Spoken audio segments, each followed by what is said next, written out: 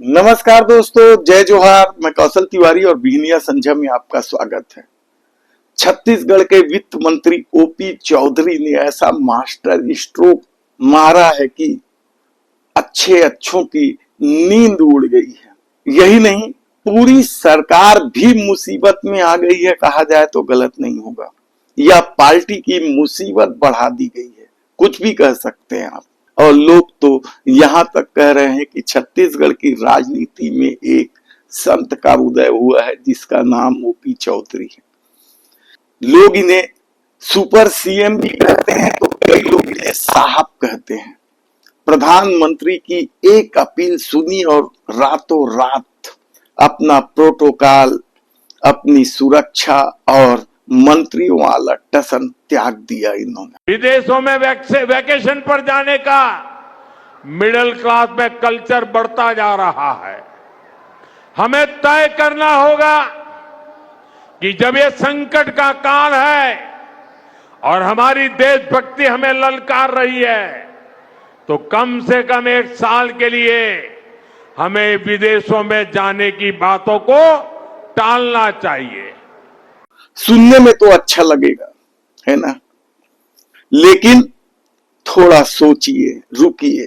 क्या यह वाकई सादगी है या फिर सिर्फ प्रधानमंत्री नरेंद्र मोदी के प्रति निष्ठा, या फिर अपने साथी मंत्रियों, विधायकों और सांसदों या लाल बत्तीधारी निगम मंडल के अध्यक्षों की मुसीबत बढ़ाने के लिए सोची समझी चाल है?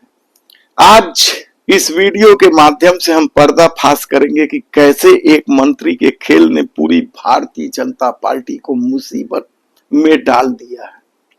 कहते हैं कि राजनीति में कोई भी काम बगैर फायदे के नहीं किए जाते।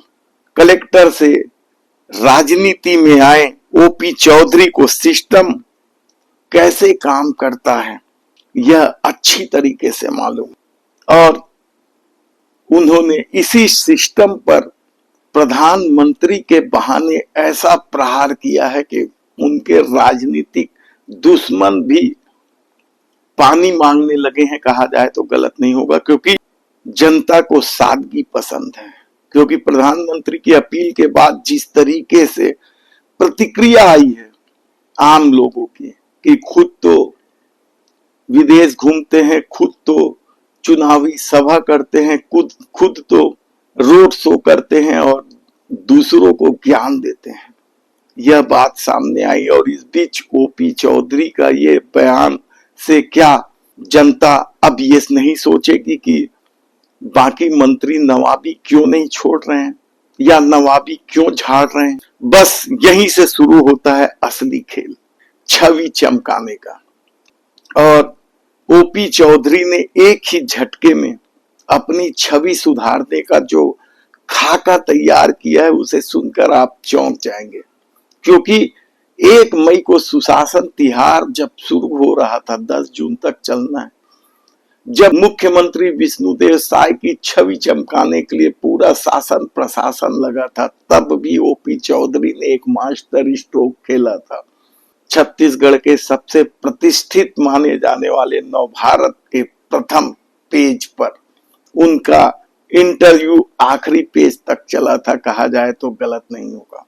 और लोग ये तब भी ये चर्चा कर रहे थे कि छवि किसकी चमक रही है, कौन छवि चमकाने की कोशिश में लगा है। और ओपी चौधरी के इस फैसले ने उन्हें हीरो बनाया हो या ना बनाया हो, उनकी छवि चमकेगी या नहीं चमकेगी, लेकिन बाकी मानवीयों को तो एक ही झटके में जनता की नजर में उन्होंने विलेन बना दिया।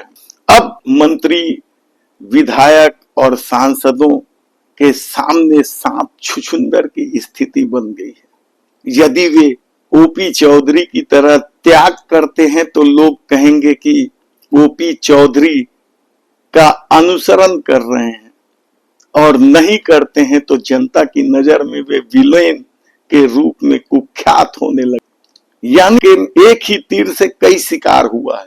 अपनी छवि चमकाने की कोशिश तो हुई है, राजनीतिक विरोधियों को भी विलेन बनाने की कोशिश हुई है, और अब अब यदि कोई भी त्याग की बात करता है तो सारा क्रेडिट ओपी चौधरी को चला जाएगा। कम से कम छत्तीसगढ़ में तो चला ही जाएगा।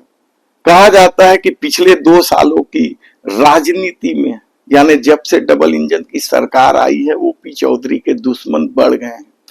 हालांकि ये सब सॉफ्ट दुश्मनी कहलाते हैं, कोई सीधे आके नहीं नाराजगी जताता, क्योंकि पार्टी में एक तरफ अनुशासन का डंडा है तो दूसरे तरफ ओपी चौधरी की मोदी और शाह से अच्छा तालमेल।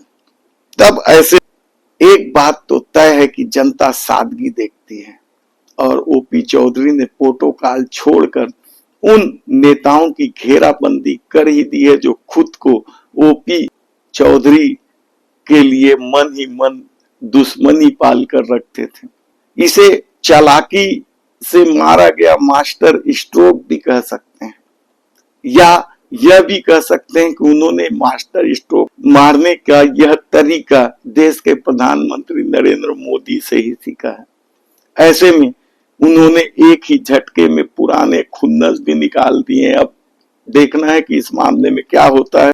यह छवि चमकाने वाला फैसला होगा या फिर चालाकी से दुश्मनों को निपटाने वाला। इधर इस मामले को लेकर कांग्रेस ने प्रधानमंत्री के इस अपील को लेकर तीखी आलोचना की है। कांग्रेस के प्रदेश अध्यक्ष दीपक बैज ने क्या कहा, पहले वह सुन लीजिए। मोदी जी कहते हैं कि तेल में कटौती करो, तेल नहीं खाना चाहिए। महंगाई तो आपने बढ़ाया है, और 2013 में जब एक आटा का पैकेट 10 किलो का मिलता है, 210 रुपए था, आपने इन 12 सालों में 530 रुपए किया है। महंगाई आपकी सरकार में बढ़ी है। चावल जहां 30 से 36 रुपए किलो मिलता था, आपने 50 से 65 रुपए किलो में आप चावल बेच रहे। महंगाई आपने बढ़ाया है। आप इस पर कमेंट्स जरूर करें, अपनी राय जरूर दें, और हाँ, चैनल को सब्सक्राइब जरूर कर लीजिए, क्योंकि आने वाले दिनों में हम आपको ऐसे ही मंत्रियों के चालाकी भरे फैसले से रूबरू कराते रहेंगे। पश्चिम एशिया में जो वार की स्थिति है और उससे पूरा विश्व प्रभावित है, और हमारा देश भारत भी प्रभावित है। और माननीय हमारे देश के सूर्य प्रधानमंत्री जी ने देशवासियों से आह्वान किया है कि डीजल पेट्रोल की भी खपत कम करें, और सोना वगैरह की खरीदी भी कम करें, विदेश यात्रा वगैरह भी कम करें। तो उसका पालन हमने भी किया है। हमने भी अपने मार्केट में कटौती की है। अब बहुत कम संख्या गाड़ियों की हो गई को जो है आप कैसे प्रमोट करेंगे? प्रधानमंत्री जी ने कहा है कि मार्केट में इलेक्ट्रिक गाड़ियां ज्यादा ही चलाई जाए। जी बिल्कुल, आने वाले समय में हम लोग ईवी पर विशेष जोर देंगे। सर